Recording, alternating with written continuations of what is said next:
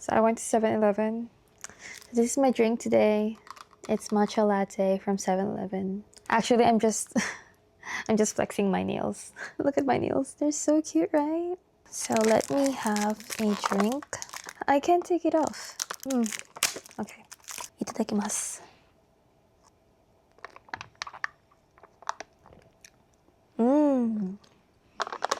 Noukou ya ne. It has a strong flavor. It's good. It's not like all the other matchas I've had. It's quite different, but I like it. Oishii. Hey everyone, before I get into today's video, I just want to quickly address something. I really appreciate all the comments and messages I've been getting ever since my hostess video, and I'm glad that my videos are reaching so many people. And that being said, I just want to make it clear that I'm not making these videos to meet people in person. As a woman, my safety is my priority, so I'm not interested in meeting anyone for any reason. I've also gotten some messages about being a tour guide. While I love sharing my experiences and showing cool places, I don't accept any tour guide bookings or personal meetups. However, I'd be gladly to make videos where I could show you around in Fukuoka or whenever I'm traveling in Japan or overseas. Especially Fukuoka, it's where I live in. It's a beautiful city and there's like so many things to show you around. I think that not just as a hostess but I'm also a local here who lives for a long time already, and I've been doing tours here. So I think I know a thing or two about things you can try or go to here in Fukuoka. Anyway, thanks for understanding and I really appreciate your support. And for everyone who is telling me that I'm a prostitute, that's a pretty big assumption, but thank you for your concern. So let's get into the video. Disclaimer, everything I'm saying in this video is just based on my experience and also all the other hostesses I worked with. It will always be different from each place. There would always be a different hostess. So just keep in mind before like everyone starts to like correct me or something. So if you think that I've said something wrong in the video, if you're not okay with what I said in the video, I would agree to disagree. So let's get started. So I actually made a list so I don't forget. These are also based like on the comments I've had. So number 1, you just sit there and get paid to drink. People think hostesses have an easy job or they just drink and chat and while money rolls in. While drinking is part of the job, being a good hostess requires serious social skills. But honestly, I think there's like, personally, I would break the most successful hostesses into 3 different categories. It's either you're super pretty, or you're super smart, or you're super crazy or funny. So you have to know how to keep conversations interesting and especially like remember details about regulars. It's mentally and emotionally exhausting at times and you always have to be on no matter how tired you are. So number 2, hostesses are just expensive escorts. People assume that hostesses are basically to sleep with customers and that is not true. Hostesses are paid to entertain, talk, and create fun atmosphere, not for anything physical. Also, if someone expects extra services from a hostess, they're in the wrong place. They should go to Soapland or Fuzoku. That being said, there are hostesses who choose to date their customers.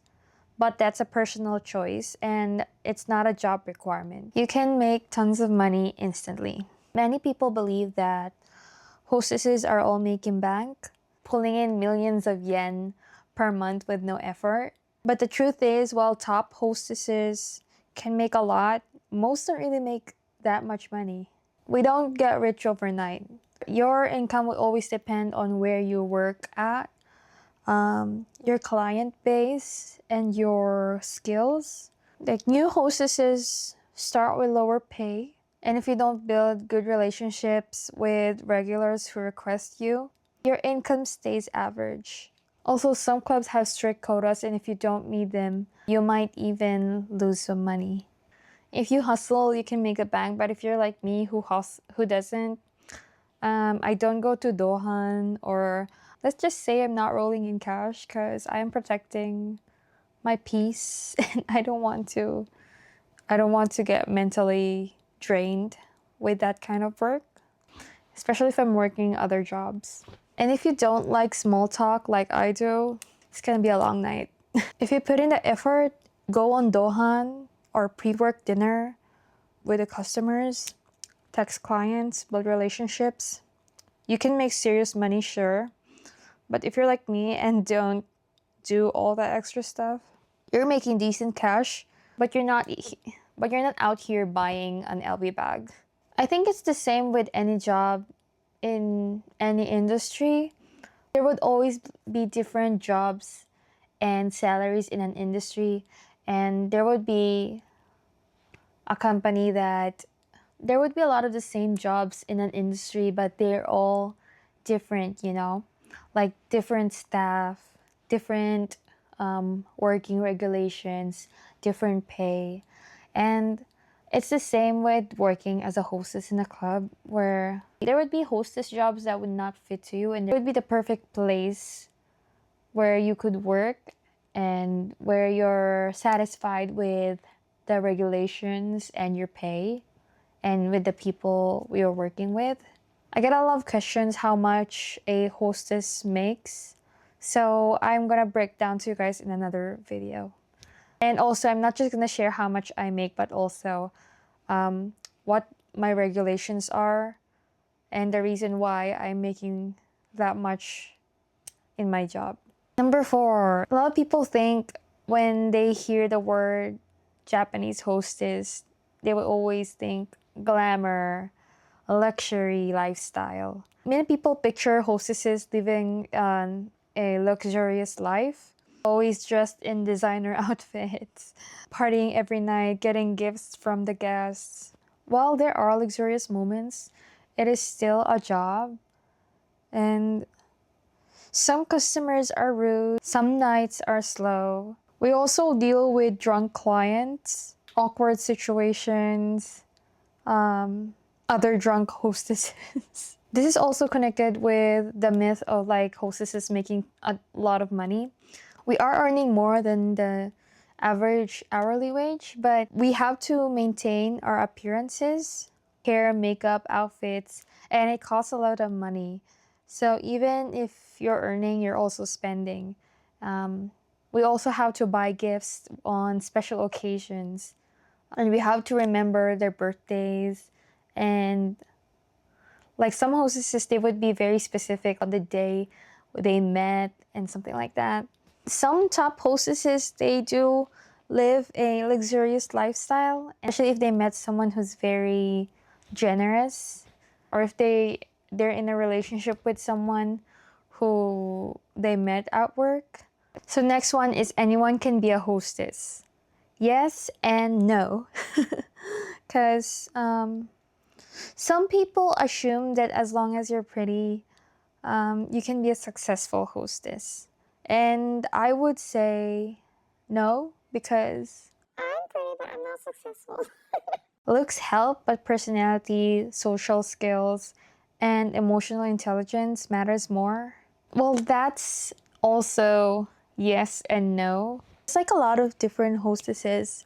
There's like a lot of girls who are very pleasing to the eyes, but personality-wise, some might find them they come off arrogant.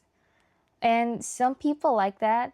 I don't approve that kind of behavior, but honestly, there are some guests who like girls like that because some might find it challenging, I guess. I don't know. One thing for sure is that based on my experience, the most successful girls, they would always be the nicest person. And the number 1 hostesses, they're really pretty. and they're very nice. They're very kind people. They're really a people person, and I think like they know how to deal with people, and I really respect that. They know how to read the room and handle different types of customers, and they make people feel comfortable around them. But some of the highest earning hostesses aren't even the prettiest by Japanese beauty standards. They're usually the ones who know how to connect with people and make them feel important. Last question is, people think that it's possible to be in a relationship when you're a hostess because you're always working late, you're surrounded by men, and clients get jealous or your partner gets jealous. There's also yes and no. So being a hostess can make relationships complicated, but it depends on the person and the relationship. Some hostesses are single by choice because the job keeps them busy, or because their parents, no, not parents, or because their partners are very uncomfortable with their job. Others are in stable relationships. I've seen a lot of hostesses in my job, and whenever we get to talk, we would talk about our relationships.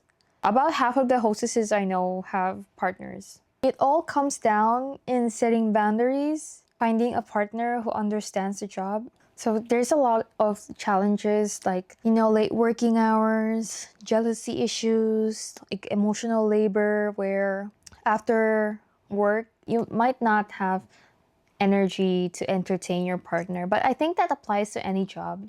But at the same time, a lot of hostesses are doing just okay. Some even date guys they met at work. So while it's not impossible, so it just depends on what kind of relationship you and your partner have or can handle. So yeah, there's a lot of weird myths about being a hostess, and people love to assume things.